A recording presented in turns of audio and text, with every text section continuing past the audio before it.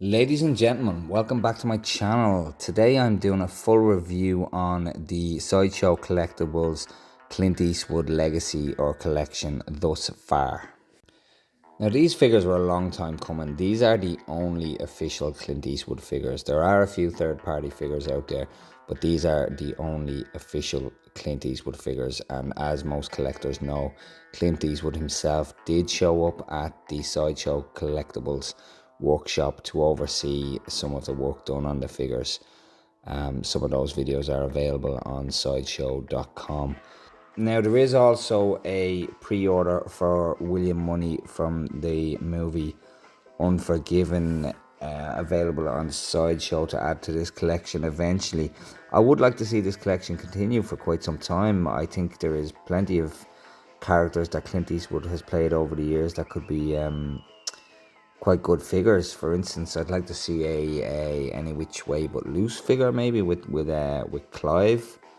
Him and Clive, maybe a two-pack. You could probably get a smiling Clint Eastwood that way, because that was a bit of comedy in that movie.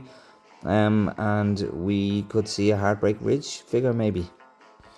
Or maybe, I don't think there's a fan out there that wouldn't want to see an official Kelly's Heroes figure. That would be absolutely fantastic.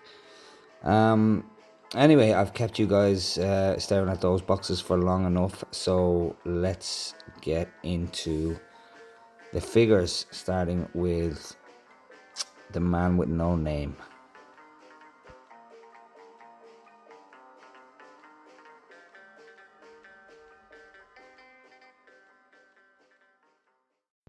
Now, first up, we have the man with no name.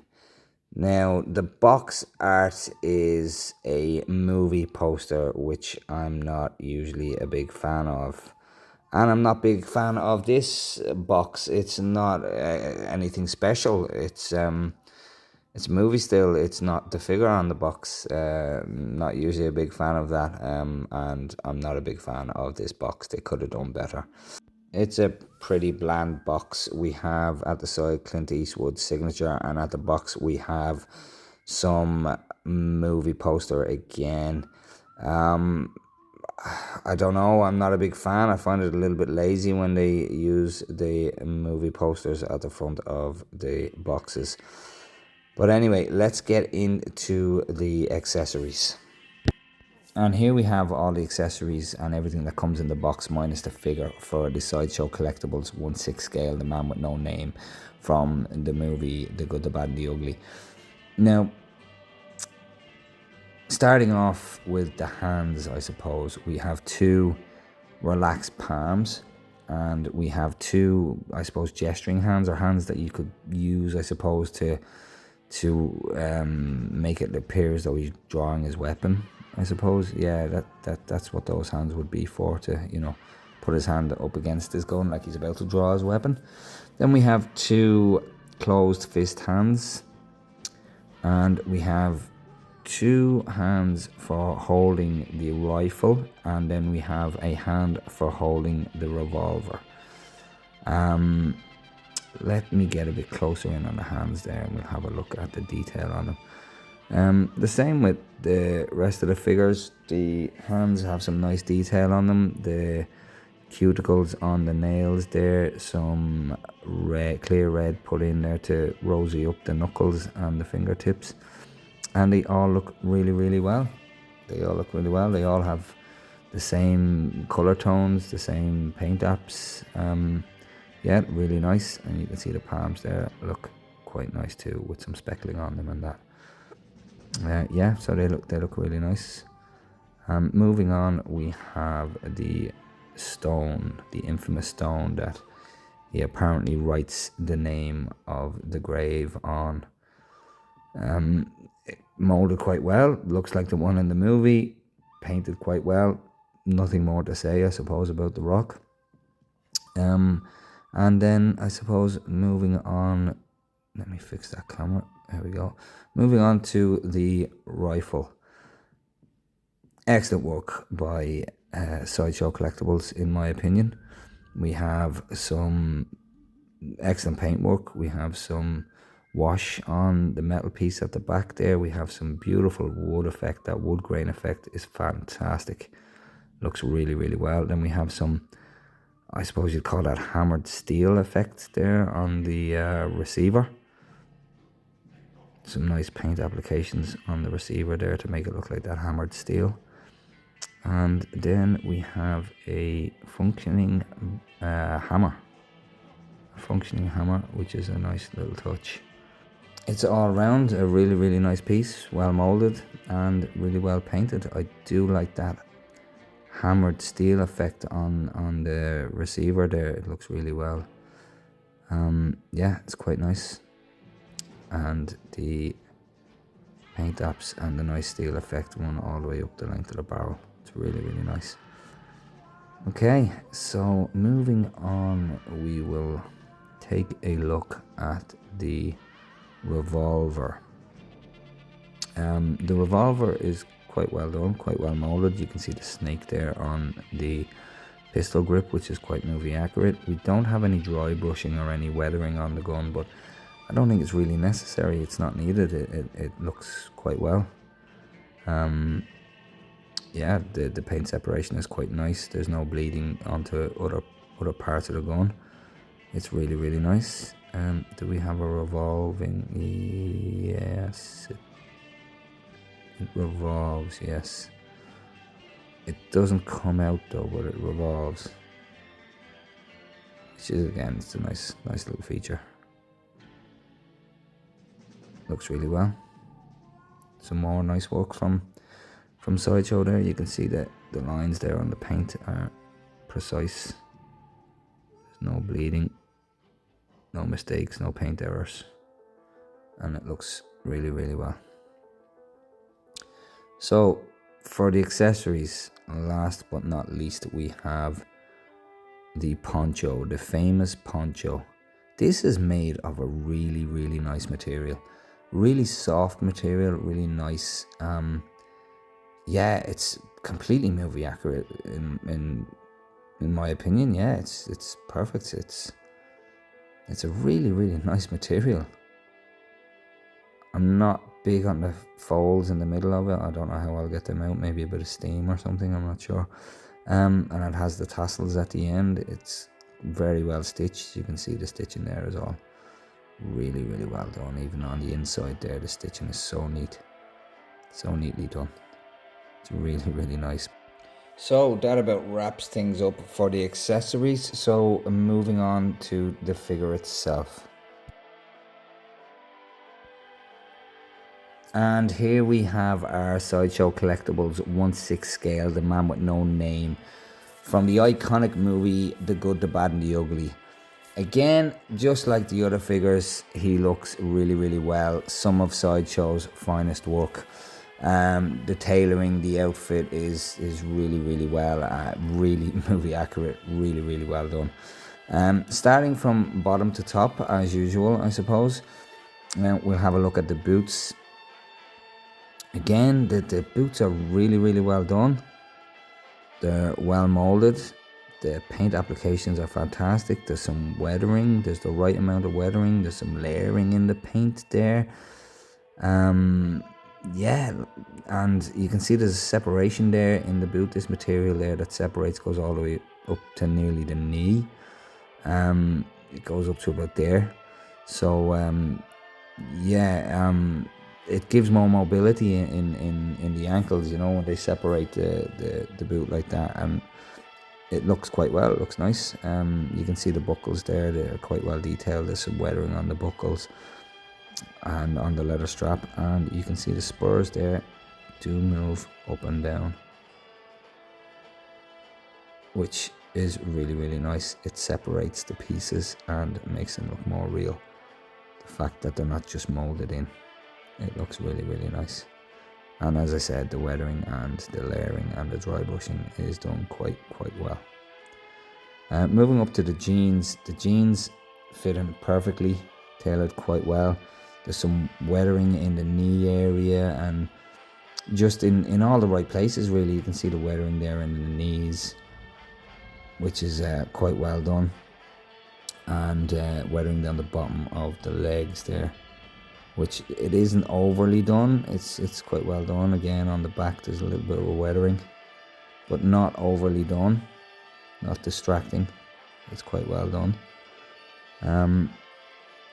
And moving up to the belt, you can see there he has the rounds there, the shells for his revolver with some missing, which as far as I know is quite movie accurate.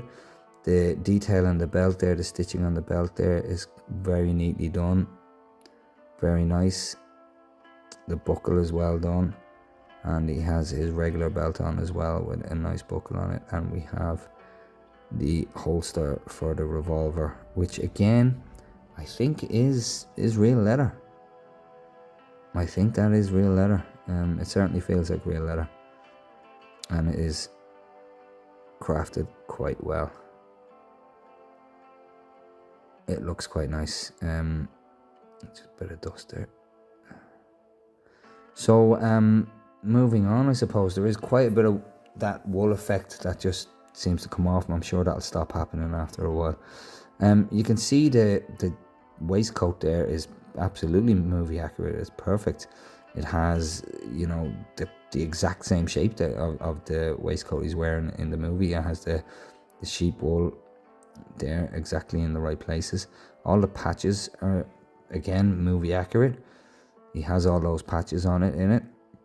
The shirt is perfectly tailored as well. It just comes down to where it should, just over the wrists. And then we have his, I don't know, neckerchief I suppose you'd call it, which again looks quite nice, quite accurate. And there's a button there that holds that shirt on, but you cannot see it. There's no way of seeing that unless you're looking for it. So far so good. All the tailoring and everything on the outfit and the body, it all looks really well. So moving on to the head sculpt.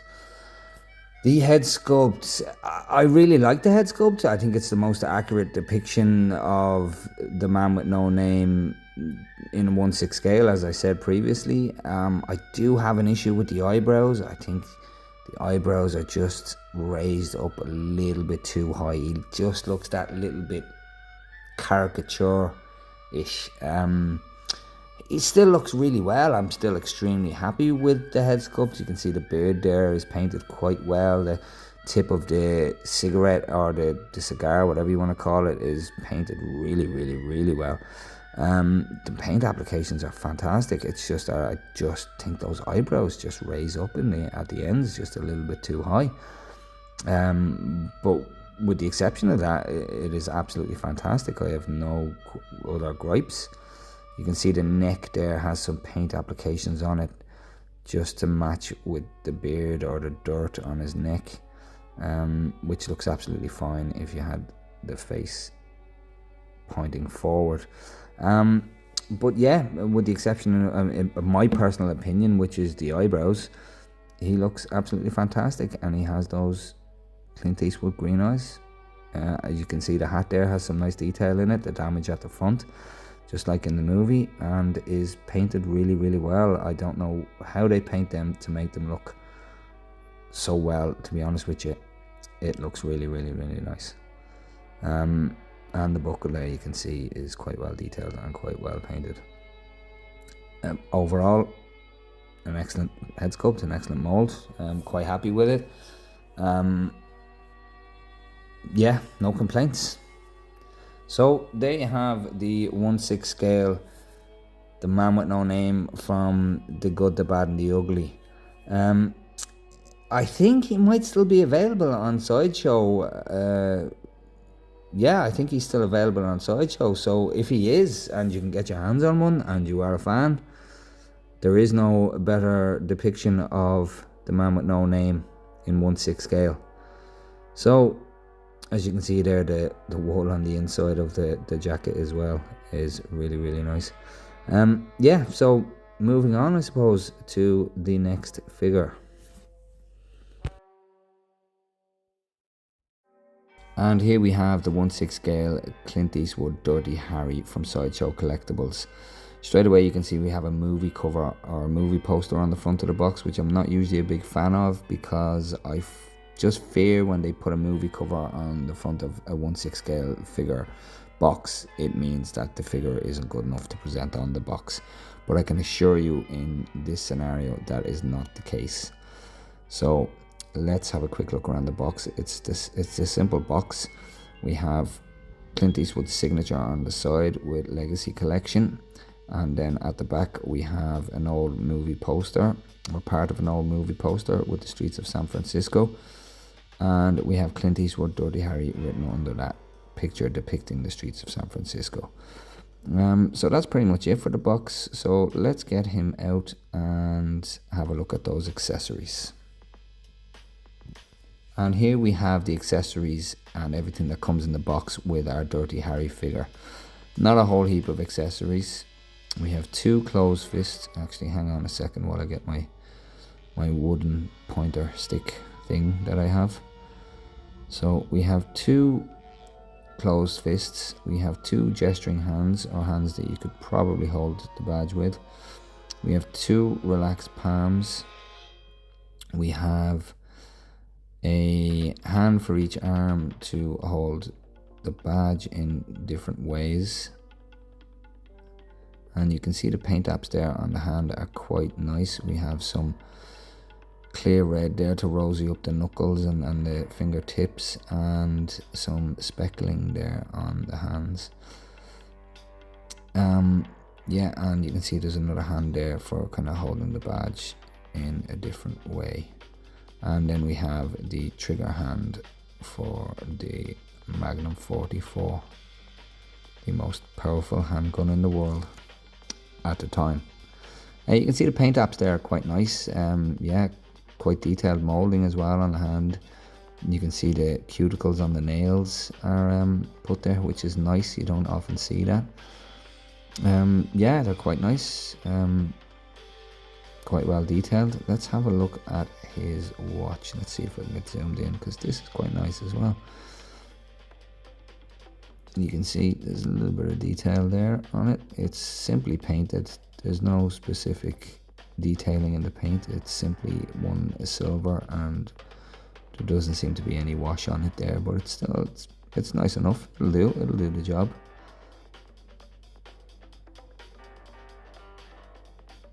And then moving on, we have his Magnum 44, and you can see there it has some nice dry brushing on it, on the barrel there, and on the grip there is some nice wood effect. It's very well done, to be honest with you. I'm quite impressed with the bit of dry brushing on it, the bit of weathering in all the right places. And unfortunately the bullets have not been painted in, which is a bit of a letdown. But if it bugs you, you could probably put a bit of paint on them.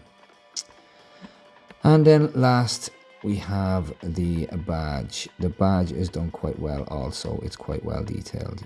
If I can get zoomed in there, you can see, can you see that it actually says Harry Callahan and Inspector on the ID? And the badge, I'm not sure if that's purposely done, but it has a bit of paint off it, a bit of weathering, it looks like, and it's quite nice, quite well done.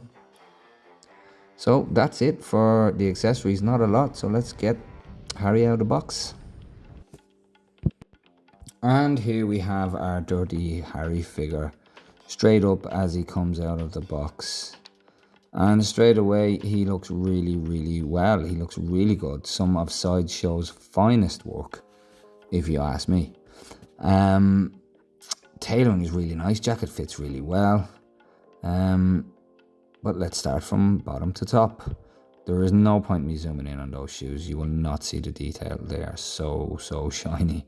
And there is a bit of detail there. It just won't pick up on the camera because they are so shiny, reflecting on the light there. But trousers are nice. Movie accurate. The right colour for the almost perfect colour of the movie. It's the same with the jacket. Tailored quite well, fit them quite well. There's no weathering on them, not necessary.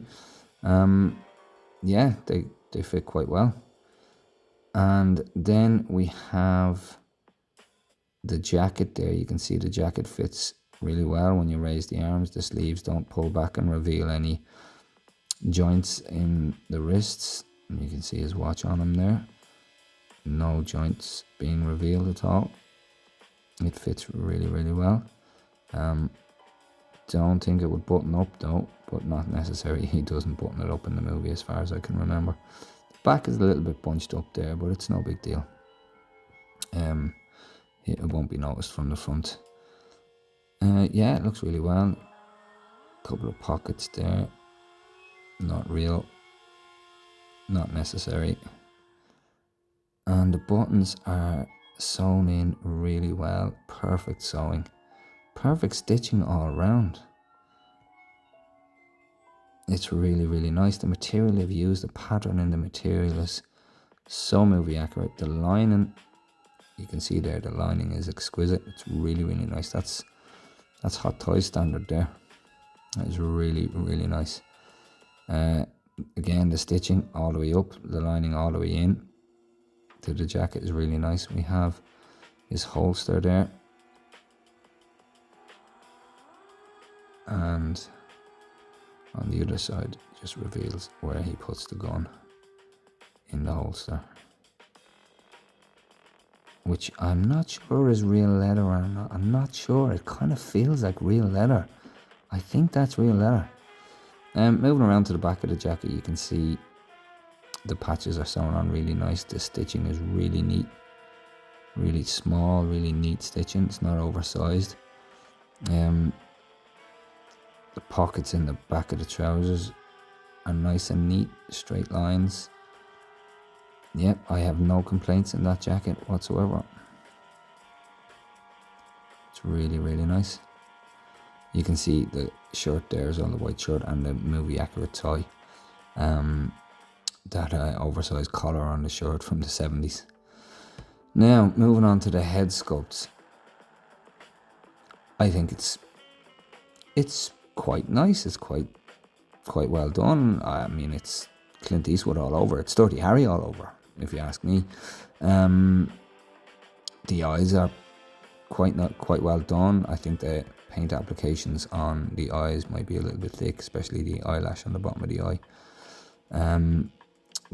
But it's overall it's quite nice. The paint apps on the lips could be just a little bit more, I don't know, maybe a wash to separate the upper lip from the lower lip, because I'm struggling to see that dividing line. But apart from that, everything is quite well done.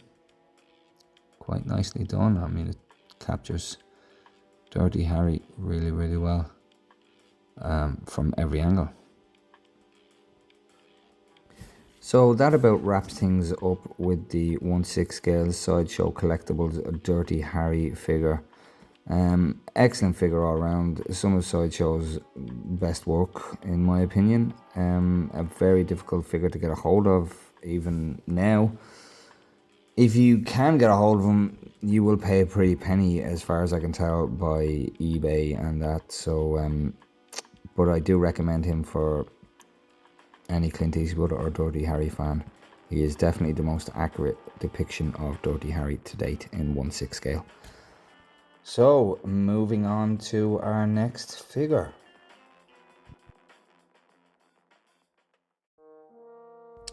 And up next we have the Sideshow Collectibles 1/6 scale, the Preacher from the movie Pale Rider. As you can see here, we have another movie poster for the box cover. Not the biggest fan of this way of doing things, but it's not the end of the world. Again, like the previous boxes, we have Clint Eastwood's signature on the side and another movie poster on the back. So at least we are staying on theme here with keeping the boxes as movie covers. So let's get the accessories out and have a look at those. And here we have all the accessories that come with the figure. Not a whole heap of accessories. Starting off, we have gesturing hands. We have 2 gesturing hands. We have 2 closed fist hands. And we have 2 hands there for holding the revolvers. And we have 2 relaxed palms. Nothing big to go on here with these accessories. Let me zoom in on the hands there and just point out some of the detailing. We have the cuticles on the fingernails, which looks quite well. We have some reddening of the knuckle areas, and the palms there are a bit speckled, and the forehand is quite speckled, which looks quite nice. Then we have the revolvers. That does revolve, yes it does. No dry brushing, no weathering, just a clean gun. It still looks well. I like that kind of metallic-y paint that they've put on the receiver and barrel end of things. It has a nice shimmer to it. It looks really nice.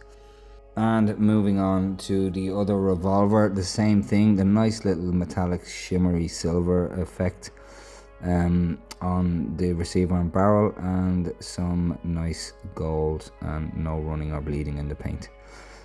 So that's pretty much it for the accessories that come with the figure. So let's move on and take a look at the figure itself. So here we have our Sideshow Collectibles 1/6 scale, the preacher from the movie Pale Rider. And as you can see straight away, the figure looks fantastic. Again, some of Sideshow's finest work. The tailoring and the coat look really well. So let me just get him a little bit closer there, and we'll zoom in and have a closer look. Starting from bottom to top as per usual. Looking at the boots, again, the boots look really well. There is some nice paint applications there. The spurs, however, do not move. They are not part of the mold. They are a separate piece, but they're glued on by the looks of it, unlike the Blondie figure, which they move, but they still look well nonetheless. We have the buckle there, we can see is painted quite well, and we have some nice weathering and layering on the boots, and some dry brushing, which is really nice. They look really nice. The leather goes all the way up the leg as with the previous Blondie figure, which allows for more articulation because it's separated, which is also a nice feature. You can see on the left foot on my one there is a bit of paint off it, and I'm pretty sure that was my doing and not Sideshow's. Moving up to the legs, you can see that the trousers are tailored exceptionally well. There is some weathering in all the right places. Some weathering at the bottoms of the legs and on the knee areas and on the back. A bit more weathering than the Blondie figure, and it looks really well.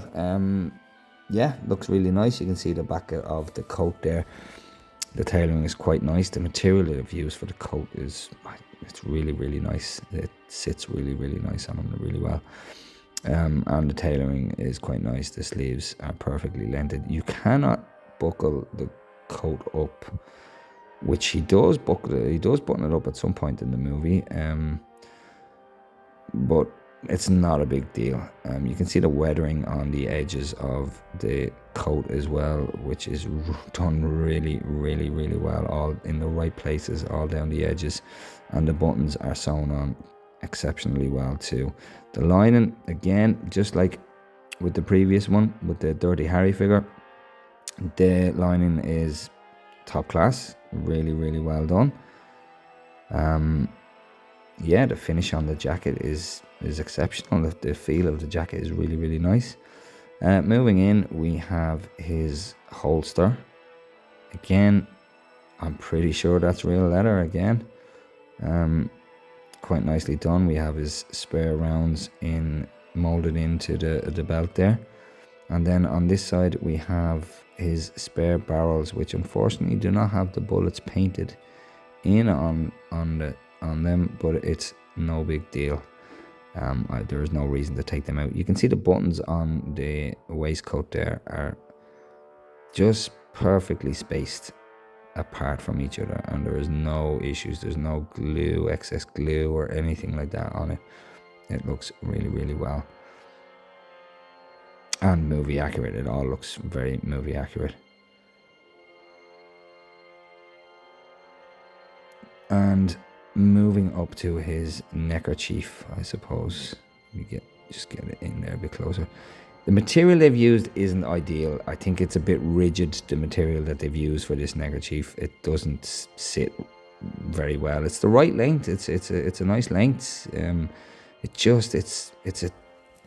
a tough material. It doesn't quite sit right. It's a bit rigid. It's a bit too rigid.